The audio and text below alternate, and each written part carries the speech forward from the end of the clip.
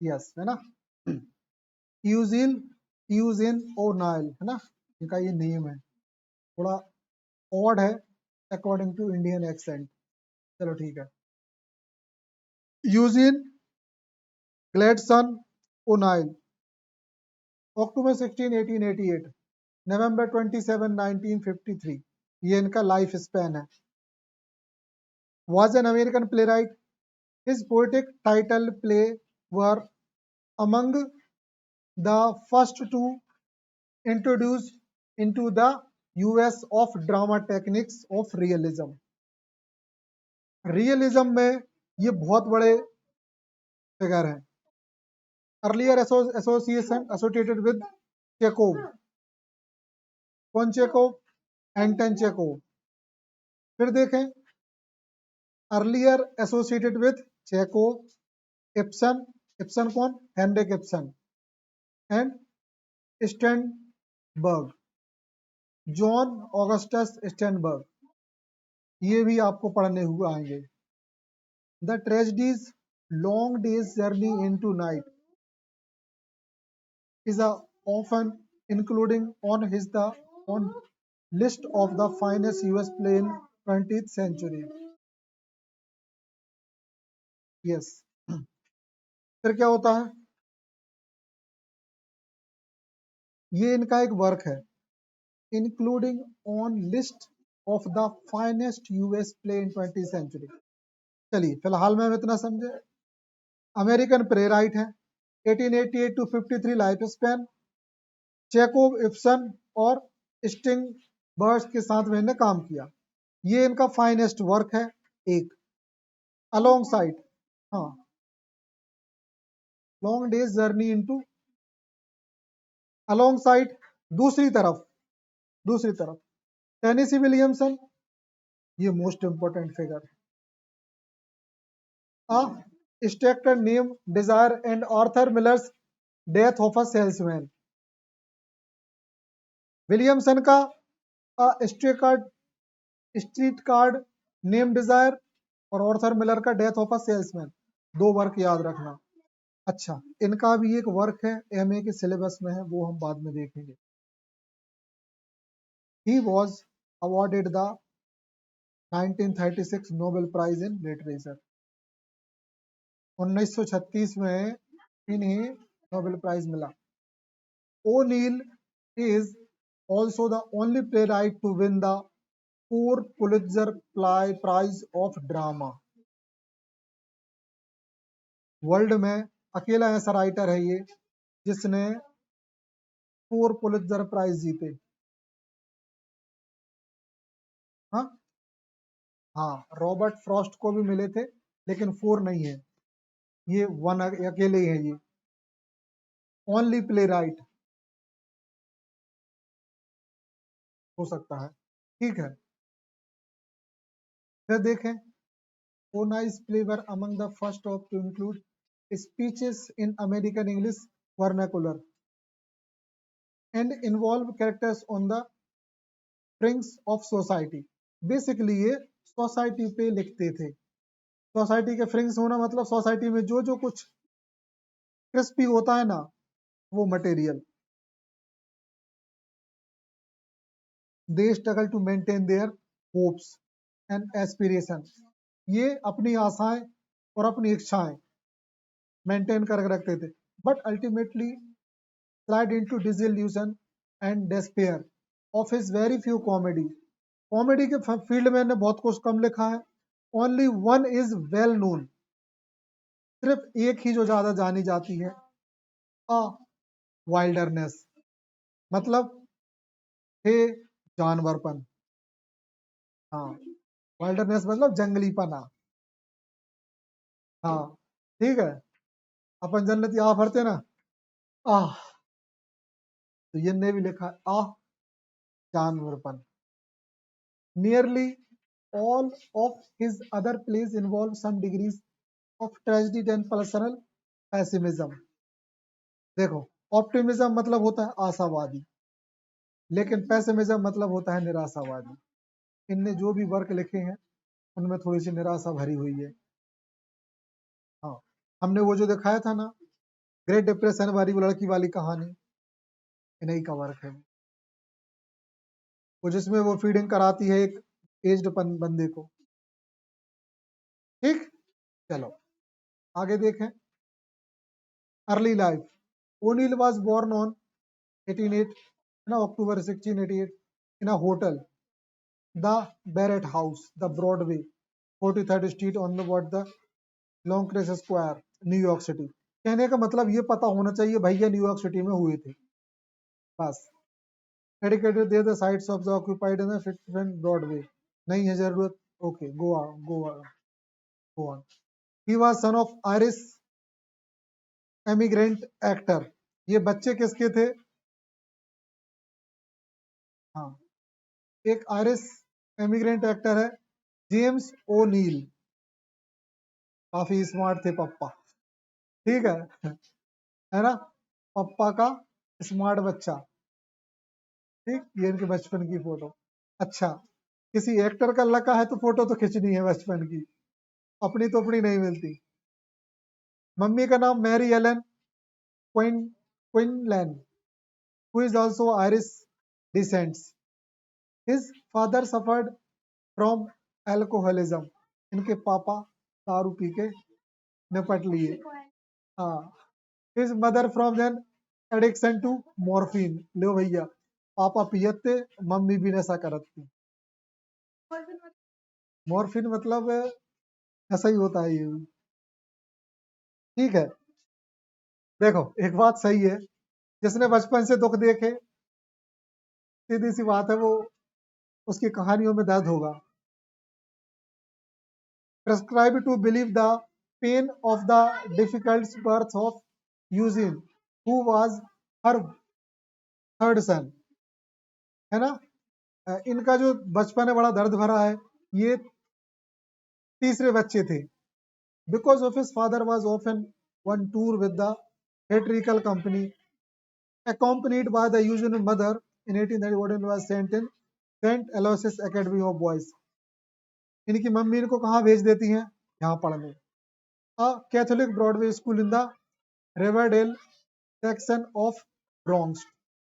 In 1900 become the day student de la Law Institute and 15th Street in Manhattan. ये सब पश्चिम America की story है पूरी, है ना। आयरिश के थे, अमेरिका मम्मी पापा आ गए तो भैया अमेरिकन हुए। ठीक है, हाँ, okay. O'Neill family ruined for summer at the Monte Cristo cottage in New London, Connecticut। मतलब इनकी जो जो फैमिली है वो फिर से रीयूनाइट कब हुई? मोंटे क्रिस्टो कॉटेज में। He is also briefly attend the bats academy in the Stamford. He attend the present 1 year academy and why he left he made the drop with attending the Q class।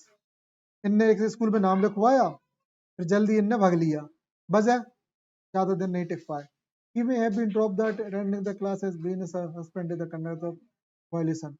अच्छा, इनको एक जगह से क्यों भगा दिया गया? क्या कि वायलेंस कंडक्ट कर रहे थे, मारपीट।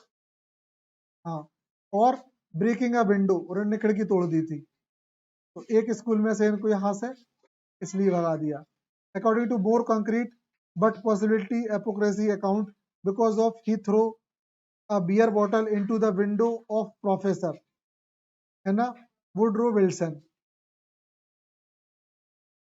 देखो ध्यान से, a beer bottle into the window of professor Woodrow Wilson. ये इनने जो, हाँ, बियर की बोतल फेंकी थी, कहाँ?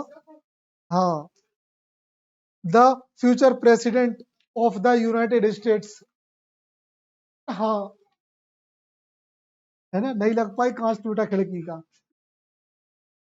बड़ा खूंखार व्यक्ति, बदतमीज बच्चा, और वो भी फ्यूचर प्रेसिडेंट के ऊपर।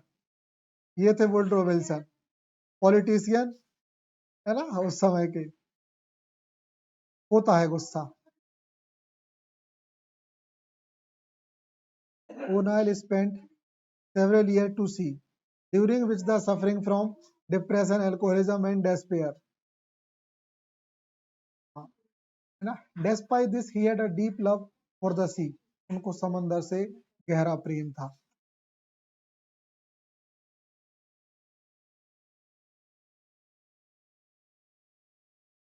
ठीक, उनको समंदर से डीप लव था। And it become a prominent theme in many of his play, अपने बहुत सारे प्लेज में इन्हें ये लिखा है। Several of which are set on the broad ship like those who on he was rock. O'Neill joined the O'Neill joined the Marine Transport Worker Union. फिर इनने दो पैसा कमाने के लिए क्या किया, मेरीन ट्रांसपोर्ट वर्किंग में इनने काम किया। Union on the industrial network of world, which was the fight for improved living condition or working class using quick on the job direct action. इनने दो पैसा कमाने के लिए अपने लेवल को ऊपर करने के लिए ये जॉब किया। O'Neill's parents and elder brothers Jamie, who drank himself to death.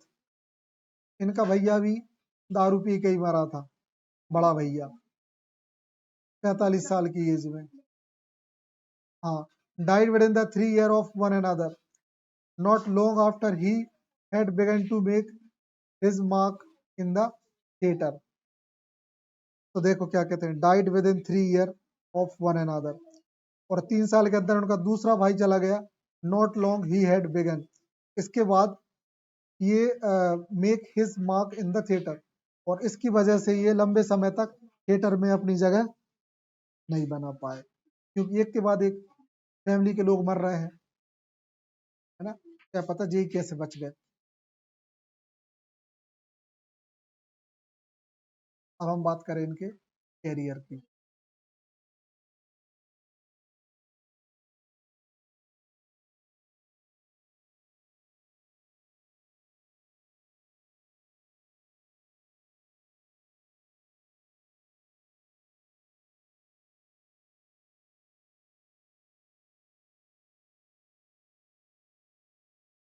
चलो थोड़ा सा करियर समझना।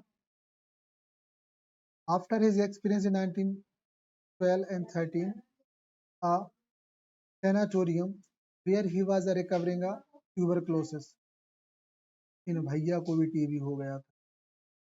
He decided to devote himself full time to writing play. उस टाइम पे इन्होंने पता क्या सोच लिया था कि ये फुल टाइम लिखेंगे। The event immediately prior to the going to the sanatorium and dramatized in his masterpiece. इनने अपना एक masterpiece Long Day's Journey into Night ने लिखा। O'Neill had previously been employed by the New London Telegraph, writing properly as well as the reporting. अच्छा, इनने इसमें भी काम किया था, है ना। और ये वहां क्या करते थे, ये in the hall of 1940 he entered Harvard University to attend a course of dramatic techniques given by George Peace Becker, but he left after 1 year. इनने ड्रामा लिखने की टेक्निक्स ये भैया से सीखी, है ना, लेकिन कुछ समय बाद इनने ये छोड़ दिया। During 1910, O'Neill was a regular of the Greenwich Village literary scene, where he also defended many radicals, most notably Community Labour Party in America, founder John Reed. O'Neill also had a brief romantic relationship with Reed's wife, writer Louise क्या था, variant, है ना। देखो कहानी क्या है। 1910 के दौरान इनने ग्रीनविच विलेज में इनने लिटरेचर का अपना मतलब बैकग्राउंड बनाया, सीन बनाया, जहां ये ऑल्सो befriended many radicals, जहां इनने बहुत सारे लोगों से दोस्ती करी। रेडिकल्स मतलब उग्रवादी, जो कड़े विचारों वाले होते हैं। Most notably communist labour party of America, founder John Reed, जो इसके फाउंडर थे, ठीक है। O'Neill also the brief romantic relation with Reed's wife, इनकी वाइफ के साथ कुछ समय इनका रिलेशन भी रहा। राइट लुइस वेरिएंट, हाँ। O'Neill was portrayed by Jack Nicholson in the 1981 film Reed about the life of John Reed. अच्छा, इनने एक मूवी बनाई है जिस रेड्स नाम से, जिसमें इनने निकलसन नाम के कैरेक्टर के थ्रू जॉन रीड की स्टोरी दिखाई। John Reed Louise Bryant was the portrait by Diane Keaton. अच्छा, ये जॉन रीड की जो वाइफ थी उनको इनके थ्रू दिखाया। समझ गई?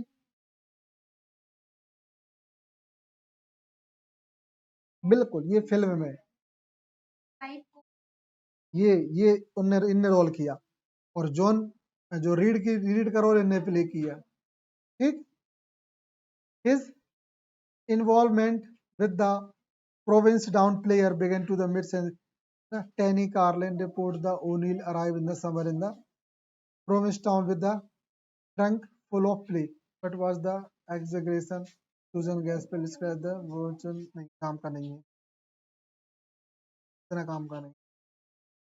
फिर हम देखें the early one act. Yes, in the early one act play, इनका शुरुआती वन एक्ट प्ले था द वेव। क्या नाम था इसका?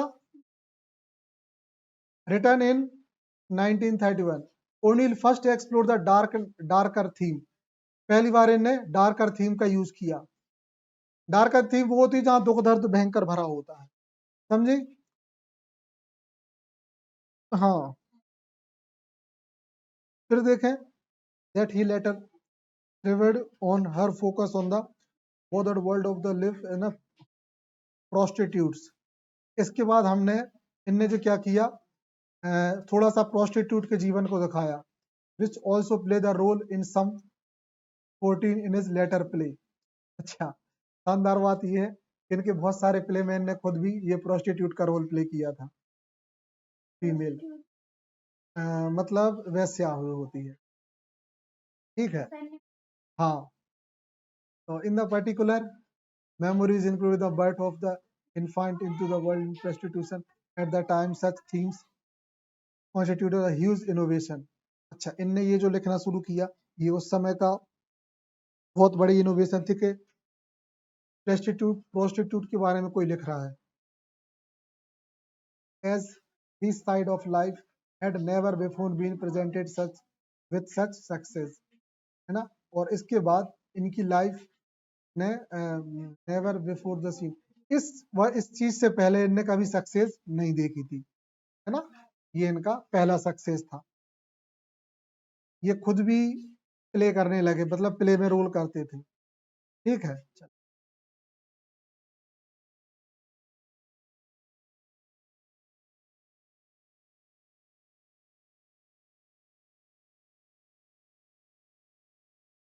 अब देखें ओनील फर्स्ट पब्लिश प्ले। देखो, ये तो इनका फर्स्ट वन एक्ट का प्ले था द वेव। अरे भाई,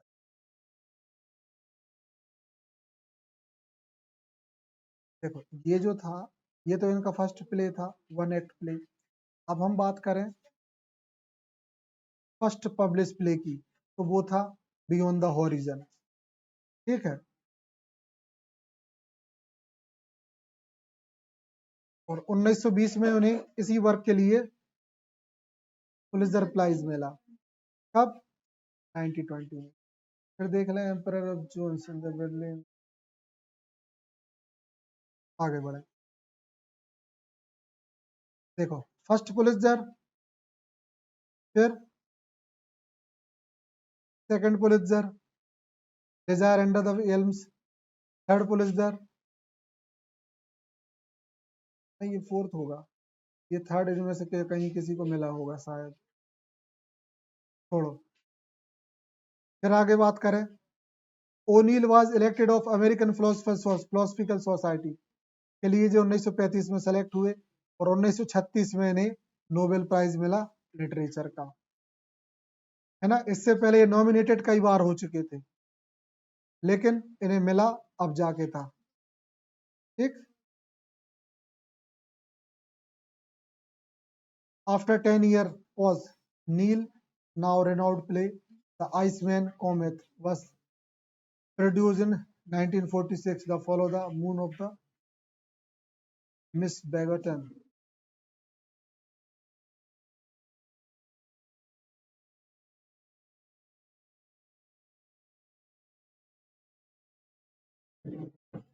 देखो, he was also the parts of modern movement, partially received the classical heroic mask, ancient Greek theater and Japanese theater. इनने मास्क लिखे, एंशियंट ग्रीक थिएटर के लिए लिखा, है ना, मतलब एंशियंट ग्रीक थिएटर के लिए, और जापानीज के लिए, जापानीज थिएटर के लिए भी इनने लिखा, जैसे great God brown and Lazarus laughed. ठीक, बच गए, जरूरी थोड़ी है टीवी में मर नहीं है। ठीक, तो अक्सर ऐसा, इसको हम खत्म कर दें, देख लें कहाँ तक आ गई। And had two childrens. चलो, ये क्या है, इनने शुगर में इनने शादी की कैथलीन से, है ना, Kathleen Jenkins. O'Neill meet Agnes Boulton, successful writer, commercial fiction. इनने सक्सेसफुली अपने वर्क्स लिखना स्टार्ट रखा। And they married on April 2018। इनने फिर से इनकी एक और मैरिज हुई, शायद वो वाइफ एक्सपायर हो गया, डिवोर्स हो गया हो, है ना। Lived on by her parents points pleasure, new Jersey. After their marriage, और शादी के बाद, year of their marriage, during the couples live in the Connecticut, Bermuda, had two children, है ना। इनके दो बच्चे हुए, Shane and Una. They are described the vividly in her memories, part of a long story.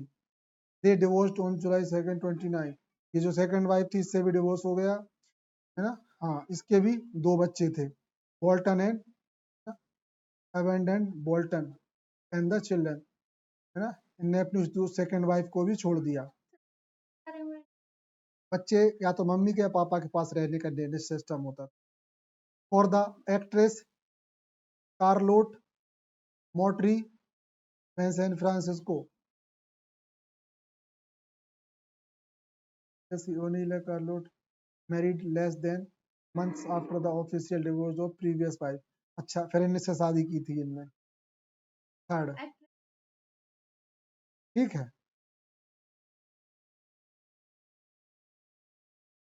उसके बाद ये खुद ही निकल लिए।